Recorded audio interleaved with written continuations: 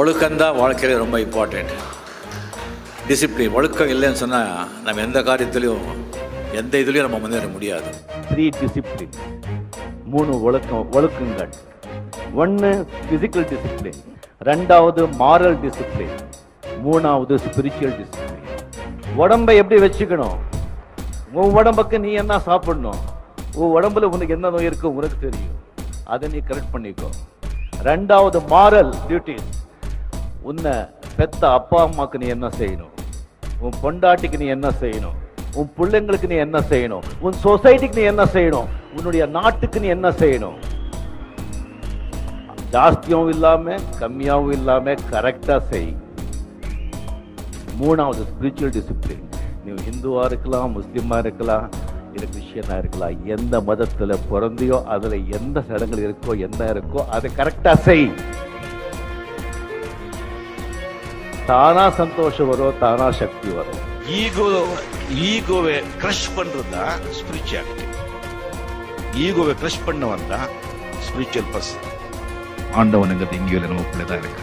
இந்த நான் இப்படி நான் அப்படி, இவ்வளவு பணம், பொண்டாட்டி, பந்தம், சொந்தம், அது இது அப்படி செய்யணும் ஆசைகள் எல்லாம் வச்சுட்டு நிம்மதியே இருக்க முடியாதுங்க. When ambition ends, then only peace begins.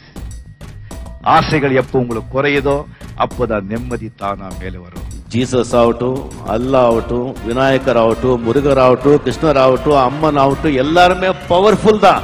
எங்க அவங்க பவர்ஃபுல் ஆகுறாங்க சொன்னா நீங்க எந்த அளவுக்கு நம்பிக்கை அவங்க மேல வைக்கிறேங்கிறதுல தான்.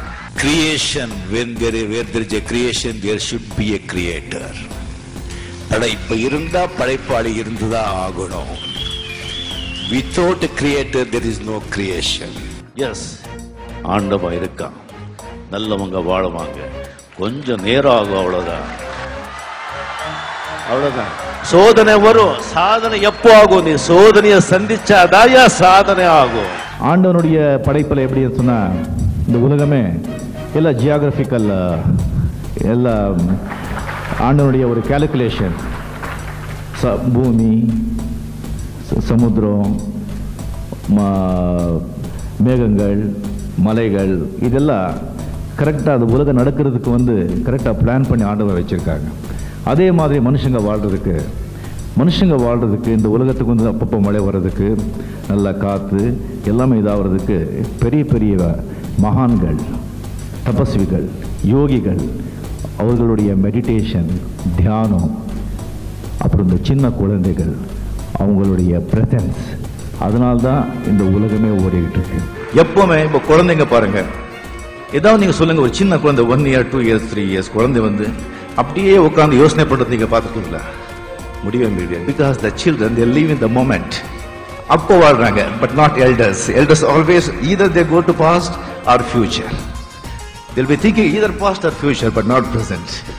நம்ம தேசத்தோட எதிர்காலம் குழந்தைங்கக்கிட்ட இல்லை, அந்த குழந்தைங்களை பெற்றிருக்கிற அந்த பெற்றோர்கிட்ட தான் இருக்கு. இந்த குழந்தைங்க அப்படி இருக்கணும், இப்படி இருக்கணும் அப்படின்னு சொல்லிட்டு அவங்களுடைய ஒரு தாட்ஸ் என்ன இருக்கோ, ஒரு ஐடியல் என்ன இருக்கோ, அது அவங்க மேல சொல்லி நீங்க இப்படி வா அப்படி வா சொல்லிட்டு அந்த பசங்களுடைய இண்டிவிஜுவாலிட்டியை இந்த ஆப்டிடியூட், இண்டிவிஜுவாலிட்டியை மறந்துடுறாங்க.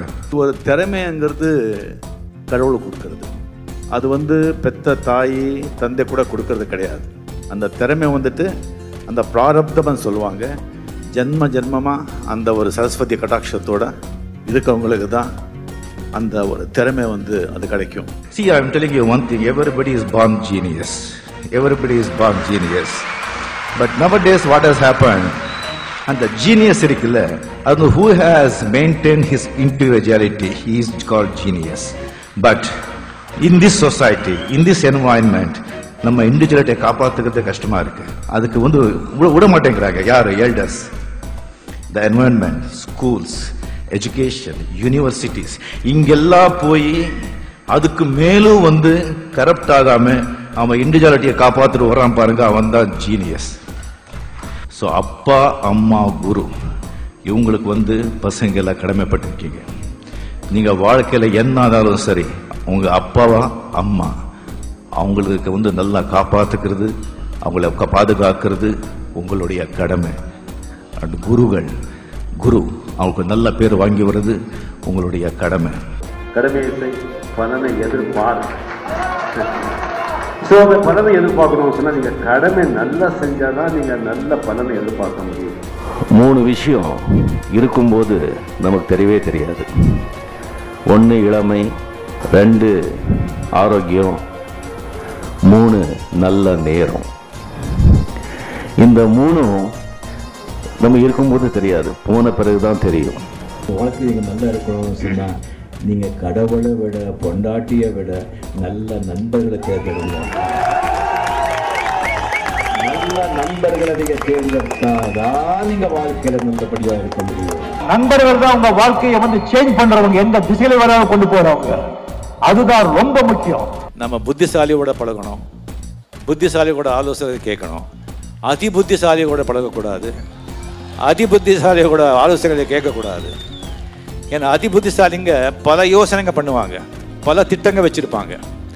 அவங்க இருக்கிற இடத்துல அவங்க பல ஜன்னல்கள் இருக்கும், பல கதவுகள் இருக்கும், எல்லாம் மூடி இருக்கும். ஆனால் நேரம் வரும்போது எந்த கதவு தெரியாது, எந்த ஜன்னல் தெரியாது, ஓடி போயிடுவாங்க. அதிகமாக தேவைகளை கேட்டு போகாதீங்க, அதிகமாக தேவைகளை பின்னால போகாதீங்க. நிறைய பேரை சேர்த்துக்காதீங்க. நிறைய பேரை சேர்த்துக்கிட்டாலும் கஷ்டமாயிடும், அதிகமாக தேவைகளை பின்னால போனால் கூட கஷ்டமாயிடும். சாங்கிய யோகா கபில முனி எழுதியிருக்கார். சாங்கிய யோகா சொல்லி கபில முனி எழுதுனது 700 இயர்ஸ் பிஃபோர் கிரைஸ்ட். அந்த சாங்கிய யோகா நான் ஃபாலோ பண்ணுறது கபில முனி. அதில் என்ன சொல்கிறாங்கன்னா, ஆசைப்படுறதை அடையிறதுக்கு வியூகம் பண்ணு. நல்ல விஷயத்தை நல்லா சேகரிச்சுக்கோ. நீ விஷயத்தை சங்கிரகிச்ச விஷயத்தை கரெக்டாக செயல்பாட்டில் விடு. அப்படி செய்யும்போது அந்த பலன் வருது. அந்த பலனை முதல்ல நீ அனுபவிச்சு மழை காலம் வருது, அதுக்காக கொஞ்சம் நீ வச்சுக்கோ, மிச்சத்தை கொடுத்துடு. சாப்பிட்டது உடம்புலையே தங்கிட்டா உடம்பு கெட்டு போகுது, சம்பாதிச்சதை நாமளே வச்சுக்கிட்டா வாழ்க்கை கெட்டு போகுது. பணம் சம்பாதிக்க கலைஞனுக்கு தெரியாது, அப்படி சம்பாதிச்சா கூட அதை காப்பாற்றிக்க தெரியாது. பொழுதுபோக்கா ஆரம்பிச்சு அதே பொழைப்பா மாறுது. 2 விஷயம்தான், ஒன்று விளையாட்டு, இன்னொன்று கலை. பொழுதுபோக்கா ஆரம்பிக்கிறது விளையாட்டு, அப்புறம் அதே பொழைப்பா மாறிடுறது. கலையும் அப்படிதான், டான்ஸ் ஆகட்டும், ஆக்டிங் ஆகட்டும், மியூசிக் ஆகட்டும், ரசிச்சு அதே பொழைப்பாற்றது. இந்த பொழைப்பில் இருக்கிறவங்களுக்கு பணம் இருந்தா பொழுது போயிடும், பணம் இல்லைன்னா பொழுது விடிஞ்சாலே கஷ்டம். பணம் இருந்தா உன்னையே உனக்கு தெரியறதில்ல, பணம் இல்லைன்னா யாருக்கும் நீ தெரியறதில்ல. எப்போ கஷ்டம் வரும்போது தான் நிறைய விஷயங்கள் நமக்கு தெரியும். சந்தோஷமா இருக்கும்போது ஒண்ணுமே தெரியறதில்லை. யோசிக்கிற சக்தியை துன்பங்கள் வரும்போது தான் ஒரு மூளைக்கு அது ஒரு இது கொடுக்கிற மாதிரி. இன்பத்தையே நினைச்சிட்டு போயிட்டு இருந்தா அது வாழ்க்கையே கிடையாது, கசந்துடும். துன்பங்க இருந்துதான் ஆகணும். அதுக்காக துன்பத்தை தேடி போக வேண்டாம், பட் வந்தா ரொம்ப நொந்து போக வேண்டாம். காலம் பேசாது, என்ன அதிசயம், எல்லாவற்றுக்கும் காலம் தான் பதில் சொல்லும். ஒரு வாய்ப்பு கிடைக்கிறது ரொம்ப கஷ்டம். அந்த வாய்ப்பு கிடைக்கும் போது நம்ம கரெக்டாக யூஸ் பண்ணலன்னு சொன்னால் நம்மளோட முட்டாளங்க யாரும் இருக்க மாட்டாங்க. வாய்ப்புகள் சில பேருக்கு தானாக வரும், அது ஆண்டவருடைய அருள். அப்படி வரலன்னு சொன்னால் நாம் வாய்ப்புகளை தேடி நாமளே வாய்ப்புகளை உண்டாக்கிக்கணும். அந்த வாய்ப்புகளை மற்றவங்கள வயிற்றில் அடிக்காமல், மற்றவங்களுடைய வாய்ப்பை பறிக்காமல், நாணயமாக நேர்மையமாக நம்ம வாய்ப்பை சம்பாதிச்சு உழைச்சா என்னைக்குமே நல்லா இருப்போம். எந்த தொழிலாகட்டும் அந்த தொழில முன்னுக்கு நல்ல பணம் சம்பாதிச்சு பேர் ஒரு ரெப்புடேஷன் கிரியேட் பண்றதுக்கு நம்ம பாதி நாள் ஃபர்ஸ்ட் ஹாஃப் கஷ்டப்படுறோம். செகண்ட் ஹாஃப் அந்த சம்பாதிச்ச பேரு புகழ் பணத்தை காப்பாத்துறதா. புத்திசாலி எல்லாமே போறதா காப்பாற்றணும் ரொம்ப ட்ரை பண்ண மாட்டான். ஏன்னா பேரு புகழுங்கிறது மணல்ல வீடு கட்டுற மாதிரி, வீடு கட்டும் போது அப்படியே கட்டிடுறோம். அது பாதுகாக்கிறதுக்கு எவ்வளவு நேரம் பாதுகாப்பீங்க? ஜனங்களோட பாதுகாக்கலாம், யாரை தட்டிடுறாங்க அப்படின்றாங்க சொல்லி காத்தடிச்சா, மழை அடிச்சா, நல்லா உழைச்சவங்க எல்லாமே முன்னேற முடியாது. நல்லா உழைச்சவங்கெல்லாம் வெற்றி அடைய முடியாது. எல்லாருமே பெரிய வெற்றி அடையணும், நல்ல சக்சஸ்ஃபுல் ஆகணும், நிறைய பணம் சம்பாதிக்கணும் சொல்லிதான் வந்து எல்லாருமே கஷ்டப்படுறாங்க. எல்லாரும் வந்து அதை அடைய மாட்டாங்க. ஸோ வெறும் முயற்சியால உழைப்பால மட்டும் வந்து இல்லை, நமக்கு வந்து ஆண்டவனுடைய அருள் அது இருக்கணும், நமக்குடைய நல்ல ஒரு எண்ணம் இருக்கணும். அப்படி இருந்தாதான் நம்ம வாழ்க்கையில முன்னேற முடியும். வாழ்க்கைங்கிறது ஒரு பகல் கனவு. பகல் கனவு. வாழ்க்கையில எத்தனையோ படிகள் இருக்கு. மரணம் வந்து எந்த படியில வரும்னு சொல்லி தெரியாது. அடுத்த படியிலேயே எங்களுடைய மரணம் அப்படியே நடிச்சு போயிட்டே இருக்கணும். மனுஷனுக்கு வந்து ரொம்ப துன்பம் கொடுக்குற விஷயமே ரெண்டு, கம்பேர் பண்ணிக்கிறது. அவன் மாதிரி தான் இருக்கணும், இவன் மாதிரி தான் இல்லை, திஸ்திங். அதில் தான் பொறாமை, ஜெலசி, பேராசை எல்லாமே ஸ்டார்ட் ஆகுது. இன்னொன்று வந்து எதிர்காலத்தை பற்றி எப்போவுமே கவலைப்படுறது. ஐயோ இப்படி ஆச்சுன்னா இப்படி ஆச்சு. இந்த ரெண்டு தான் மனுஷனுடைய ஒரு சந்தோஷம், நிம்மதிக்கு அழிவுக்கே காரணம். இங்கே இருக்கிற நாளைக்கு பற்றி நாம திங்க் பண்ணிட்டு இருப்போம். இன்னைக்கு நாம விட்டுடுறோம், நாளைக்கு என்ன ஆக போதோ நாளைக்கு என்ன ஆக போதோ அப்படின்னு சொல்லி. இன்னைக்கு நாம இருக்கோம்னு சொன்னா பிகாஸ் ஆஃப் எஸ்டர்டேஸ் டீட்ஸ். நேற்று நாம என்ன செஞ்சனோ அதோடைய பலன் தான் இன்னைக்கு நான் அனுபவிச்சுட்டு இருக்கேன். இன்னைக்கு நாம என்ன செய்யறோமோ அந்த பலன் நாளைக்கு அனுபவிக்க போறோம். ஸோ நாளைக்கு எங்க இருக்கு? நம்ம கையில தானே இருக்கு. நாளைக்கு ஃபியூச்சர் பற்றி நம்ம கையில் இல்லவே இல்லை. அதை கமிட்டே பண்ணக்கூடாது. நாளைக்கு என்னங்கிறது நமக்கு தெரியாது. இன்னைக்கு வேலையை நம்ம ஒழுங்கா செஞ்சுட்டு போனாலே போதும். நாளைக்கு நாம எப்படி இருக்க போறோம் சொன்னா, இன்னைக்கு நாம நல்லது செஞ்சா நாளைக்கு எப்ப நல்லதா இருக்கு. ஏத்துன பேனர் எல்லாம் இறக்கிதான் ஆகணும். ஒட்டின போஸ்டர் எல்லாம் கிழிச்சுதான் ஆகணும். மேலே போனவன் எல்லாம் கீழே இறங்கிதான் ஆகணும். இப்ப நான் மேலே இருக்க ஒரு நாள் கீழே இறங்கத்தான் போறேன்.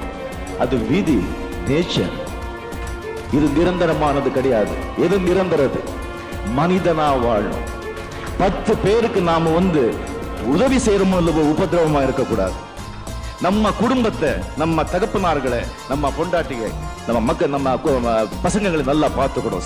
சமுதாயத்தில் ஒரு நல்ல மனிதனா வாழ்ந்து போயிடணும்.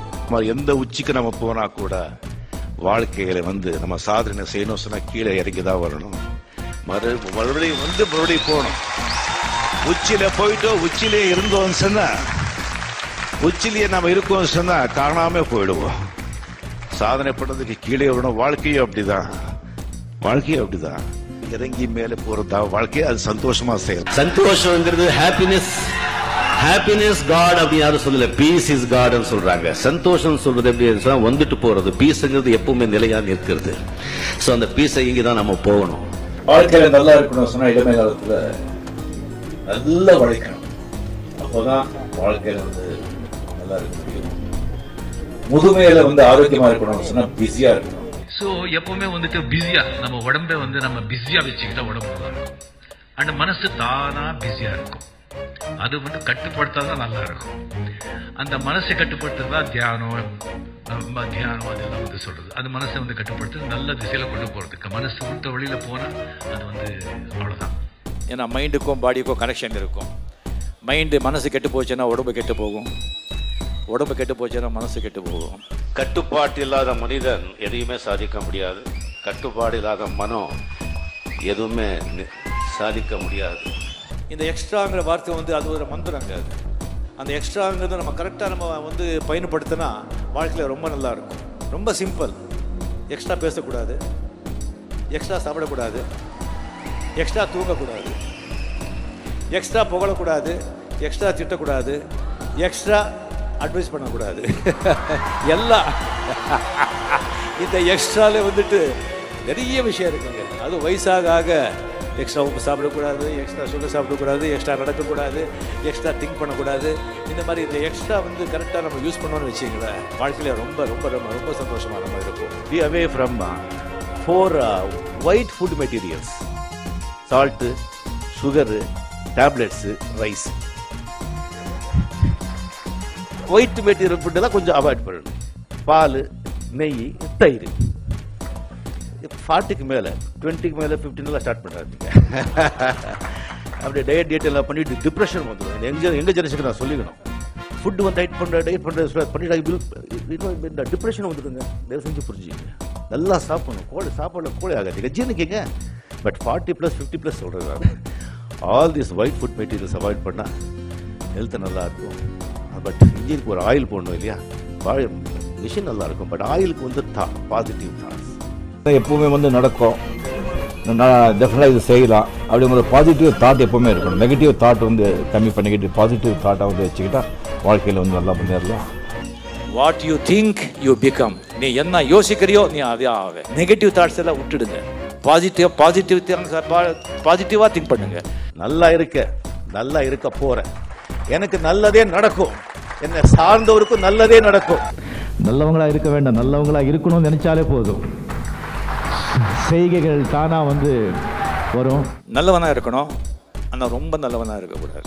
நல்ல எண்ணத்தோட நல்ல மனத்தோட எல்லாரும் நல்லா இருக்கணும் அங்கிற ஒரு நல்ல உணர்வோட நல்ல உள்ளங்களோட சேர்ந்து எந்த வேலை செஞ்சா கூட அதுக்கு ஆண்டவன் துணை இருப்பான்.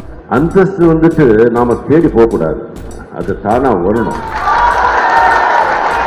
நம்ம சமுதாயத்துக்கு வந்து உணர்வு பூர்வமா நாம ஏதாவது ஒரு நல்ல காரியங்கள் சுயநலம் இல்லாம ஒரு நல்ல காரியங்கள் நம்ம செஞ்சோம்னா அந்தஸ்து மரியாதை தானா வரும். நேர்மை, நாணயம், சுயநலம் இல்லாம இதெல்லாம் இருந்தாதான் தைரியம் வரும்.